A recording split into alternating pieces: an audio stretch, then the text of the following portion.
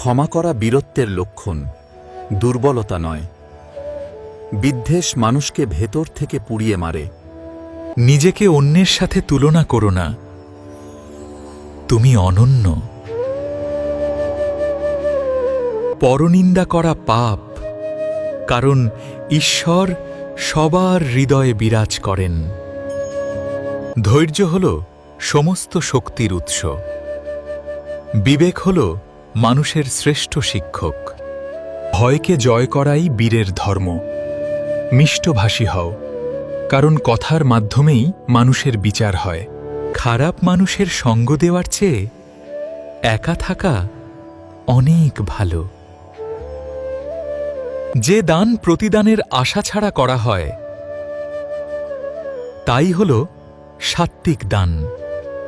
শান্তি নিজের ভেতর থেকে আসে, বাইরে একে খুঁজো না। অন্যের ক্ষতি করে কখনো নিজের ভালো করার চেষ্টা করো না।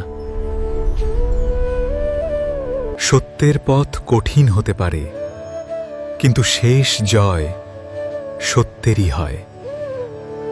নিজের ওপর বিশ্বাস রাখো, কারণ তোমার ভেতরেই ঈশ্বরের বাস। লোভ হল নরকের দ্বার, একে ত্যাগ করাই শ্রেয়।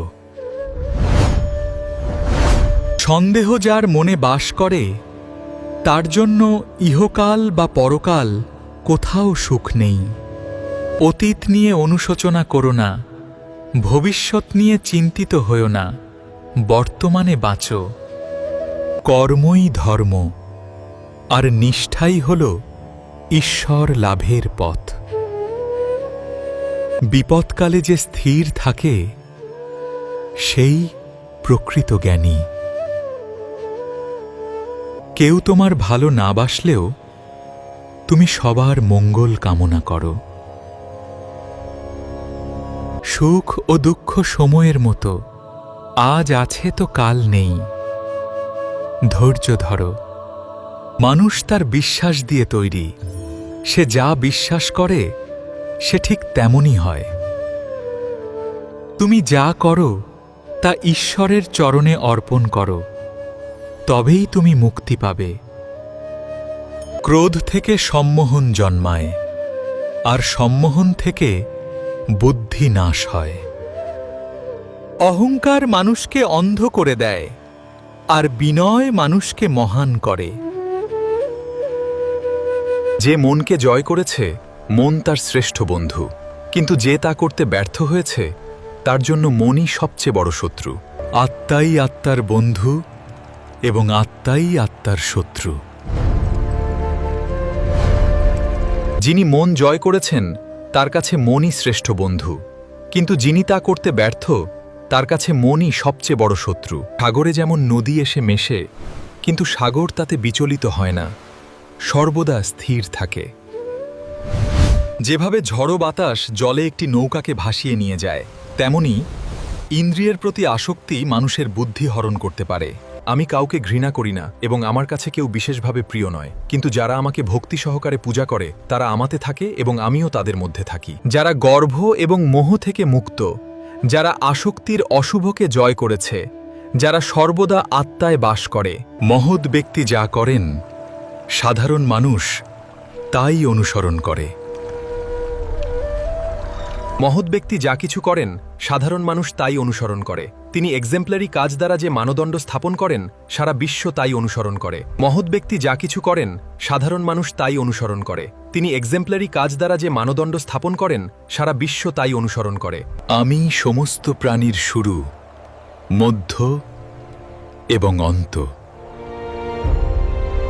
যেখানে যোগেশ্বর শ্রীকৃষ্ণ এবং যেখানে ধনুর্ধর অর্জুন বর্তমান, সেখানে নিশ্চিতভাবে শ্রী, বিজয়, বিভূতি এবং ধ্রুবনীতিও বিরাজমান। সমস্ত ধর্ম পরিত্যাগ করে শুধু আমার শরণ নাও, আমি তোমাকে সমস্ত পাপ থেকে মুক্ত করব।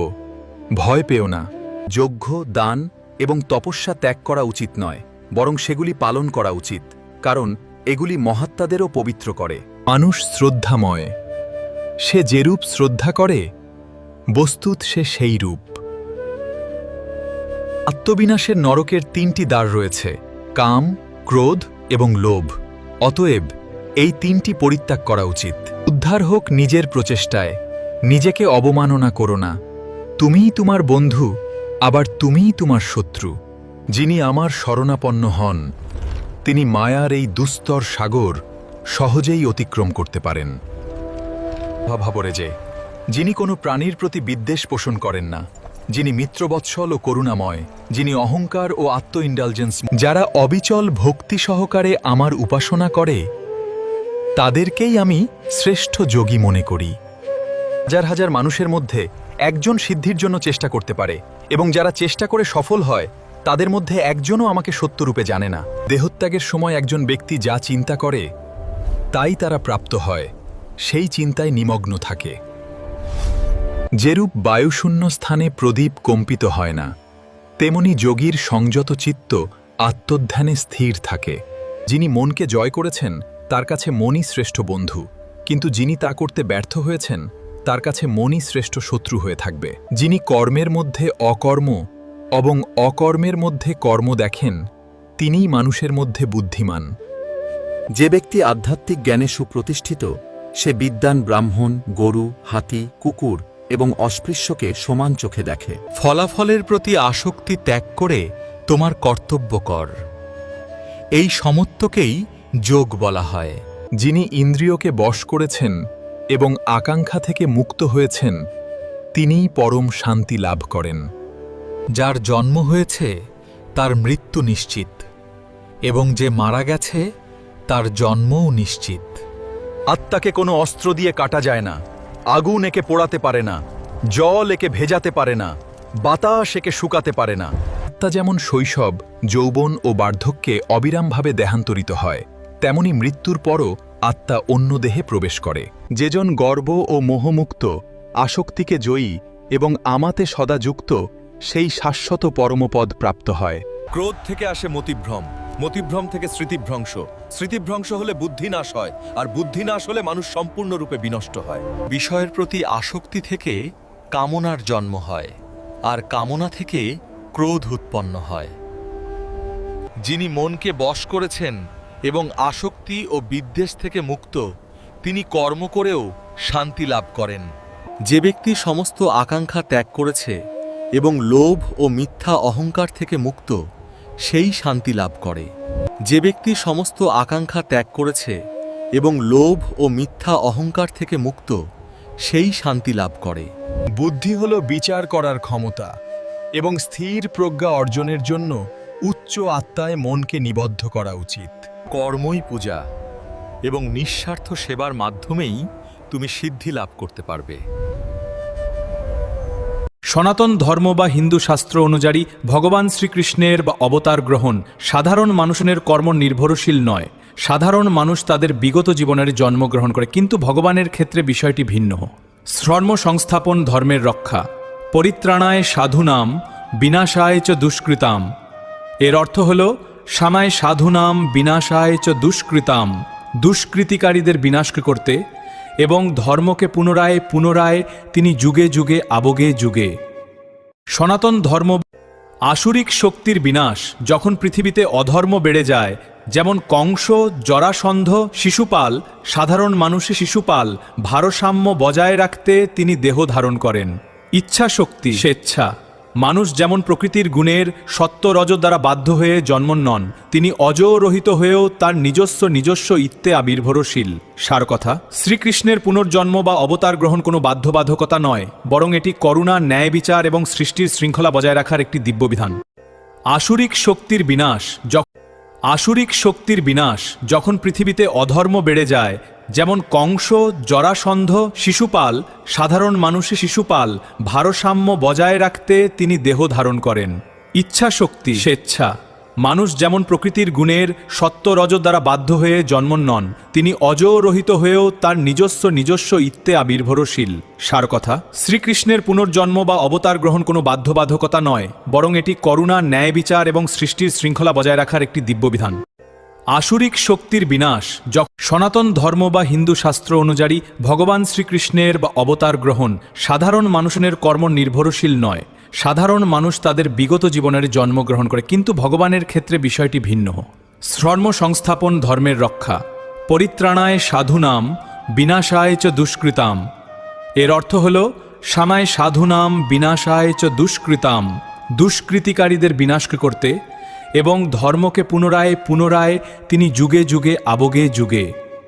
সনাতন ধর্ম বা হিন্দু শাস্ত্র অনুযায়ী ভগবান Shri Do not fear, for I am with you always. Surrender your worries unto me and find true peace. মহৎ ব্যক্তি যা করেন সাধারণ মানুষ তাই অনুসরণ করে। তারা যে আদর্শ স্থাপন করেন সমগ্র বিশ্ব তাই অনুসরণ করে। যিনি কামনার অবিরাম প্রবাহে বিচলিত হন না, যেমন নদ নদী সাগরে মিশে গেল সাগর শান্ত থাকে, তিনিই প্রকৃত শান্তি লাভ করেন। যিনি সমস্ত প্রাণীর মধ্যে ঈশ্বরকে দেখেন এবং ঈশ্বরের মধ্যে সমস্ত প্রাণী, তারা কখনো সত্য থেকে বিচ্যুত হন না। যেভাবে সূর্য তার আলো দ্বারা সমগ্র বিশ্বকে আলোকিত করে, তেমনি দেহের মধ্যে থাকা আত্মা চেতনাকে আলোকিত করে। যেভাবে সূর্য তার আলো দ্বারা সমগ্র বিশ্বকে আলোকিত করে, তেমনি দেহের মধ্যে থাকা আত্মা চেতনাকে আলোকিত করে। হে অর্জুন, যেমন গ্রীষ্ম ও শীতের আগমন ঘটে, তেমনি সুখ ও দুঃখের চক্র আসে। এগুলি অনিত্য এবং ধৈর্য সহকারে সহ্য করা উচিত। শ্রেষ্ঠ ব্যক্তি যা কিছু করেন সাধারণ মানুষ তাই অনুসরণ করে। তিনি যে আদর্শ স্থাপন করেন সমগ্র বিশ্ব তারই অনুবর্তী হয়। যখনই ধর্মের অধঃপতন হয় এবং অধর্মের অভ্যুত্থান হয়, তখনই আমি নিজেকে প্রকাশ করি। সুখা এবং দুঃখা কেবল ঋতু, পরিবর্তনের মতোই অস্থায়ী ও ক্ষণভাঙুর। অতএব তুমি তোমার কর্তব্য কর্ম কর, কারণ কর্ম না করার চেয়ে কর্ম করা ভালো। অতএব তুমি তোমার কর্তব্য কর্ম কর, কারণ কর্ম না করার চেয়ে কর্ম করা ভালো। জন্ম হলে মৃত্যু নিশ্চিত, আবার মৃত্যু হলে পুনর্জন্মও নিশ্চিত।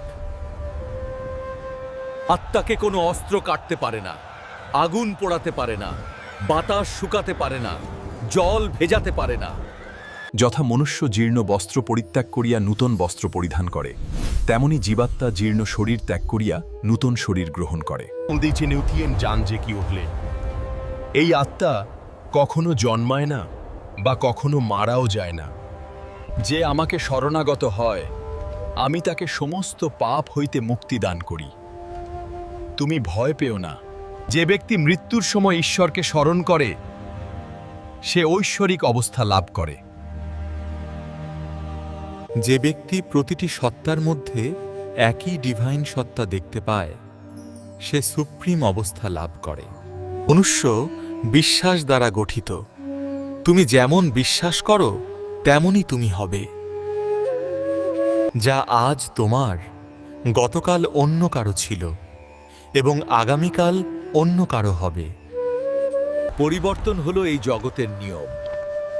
যেটাকে তুমি মৃত্যু মনে কর, সেটা আসলে জীবন। হে অর্জুন, নিজেকে যদি শাসন করতে পারো, তাহলে কোনো পরিস্থিতি তোমাকে বিচলিত করতে পারবে না।